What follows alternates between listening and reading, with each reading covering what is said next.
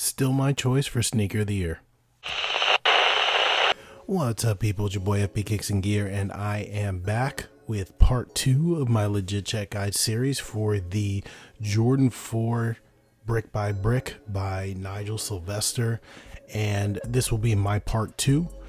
If you haven't seen my first video, please go and see that, because a lot of what I went over in that video is going to apply here, and it's going to allow me to kind of go through this video a lot quicker, because I'm starting to be familiar with what the hit points are. So watch that other video before you watch this video or after you watch this video, doesn't matter. Just watch them together so you can get a more well-rounded picture, and then how you can also see how the other pair compared to the authentic pair as well. As I did mention in the previous video, I am a huge fan of this shoe.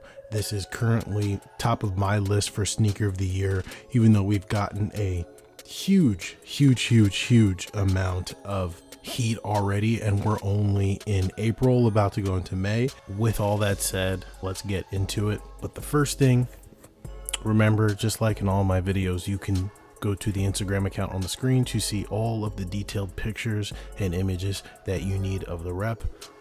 99% of this game is knowing what to expect from the replicas, just as much as it is knowing to expect from the authentic pair, so you can make an informed decision. So head over to that Instagram account so that you can study up, and let's get into the video.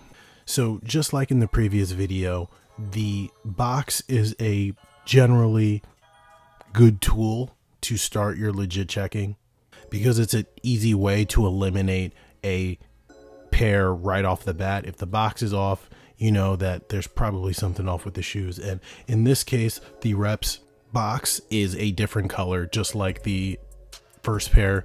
You can see, without me actually going too deeply, you can see the color differences between the authentic box here on the left and the rep box on the right. The rep box has this weird multi-tonal thing going on.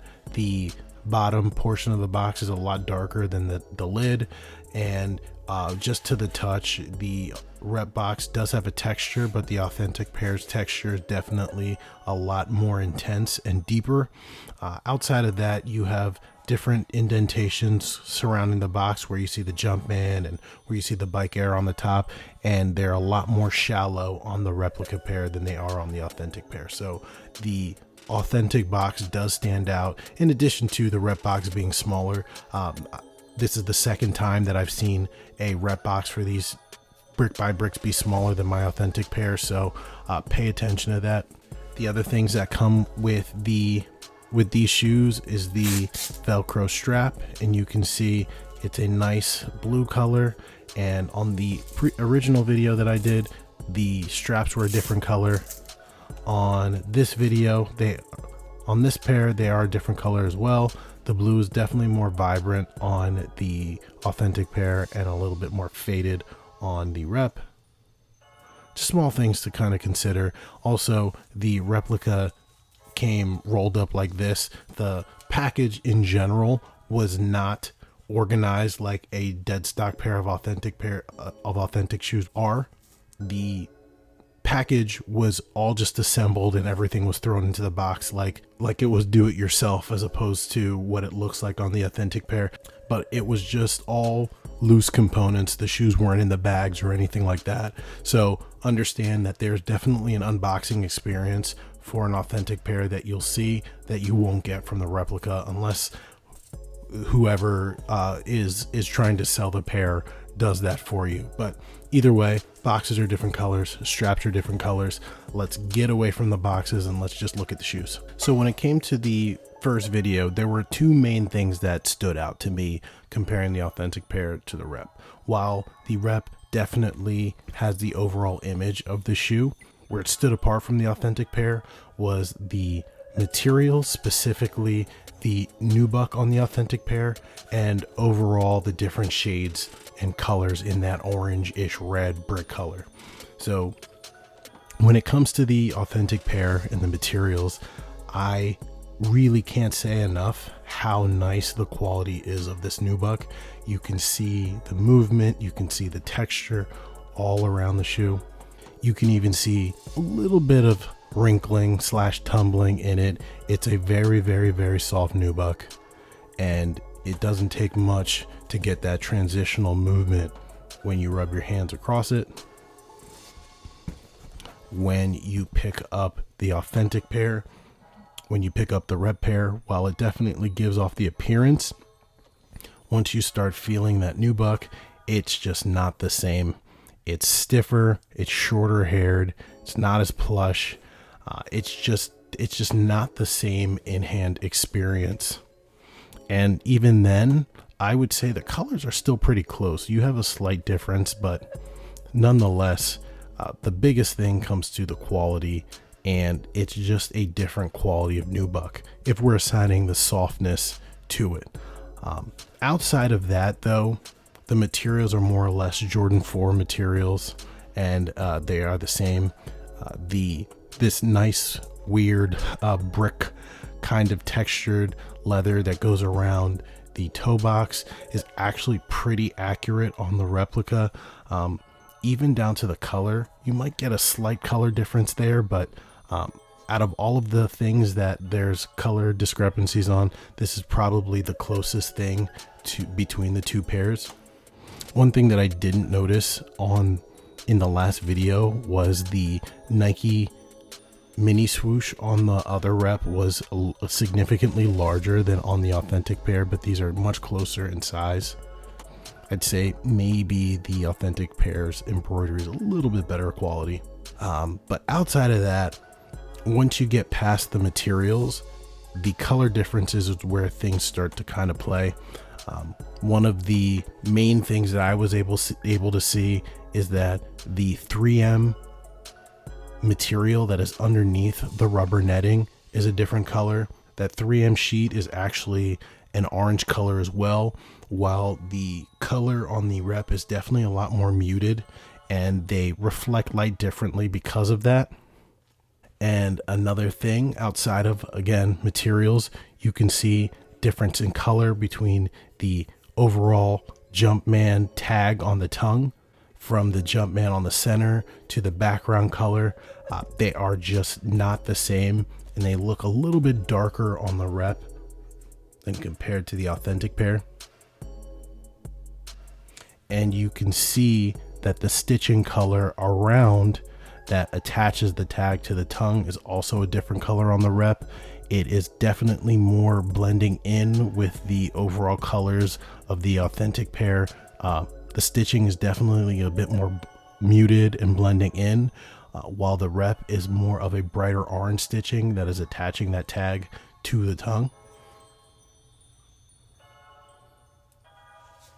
Going around to the back of the shoe, you can see there's a difference in color on the Nike back tab where it says Bike Air. It's slight, but that color difference is definitely there. One of the things I also notice about the back tabs on replica Jordan 4s is these waffle squares tend to be less defined on the replica than on the authentic pair.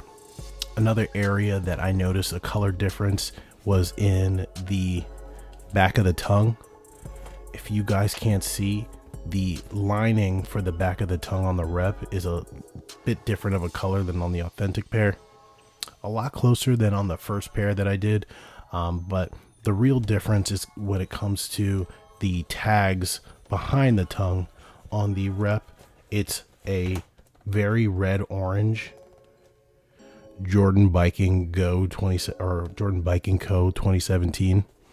But when you compare them side by side, you see that the authentic pair is a lot more orange than it is red. Hopefully I can get them both in camera so you can see.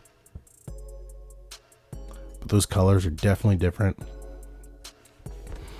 And then outside of that, honestly, you just have slight little color differences between the netting, between the wings.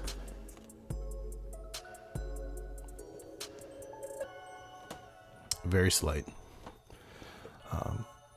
I'd say the paint is actually, the paint on the midsole is very, very close. I don't know if I can pick up a difference in color in this studio lighting, but you guys tell me what you see.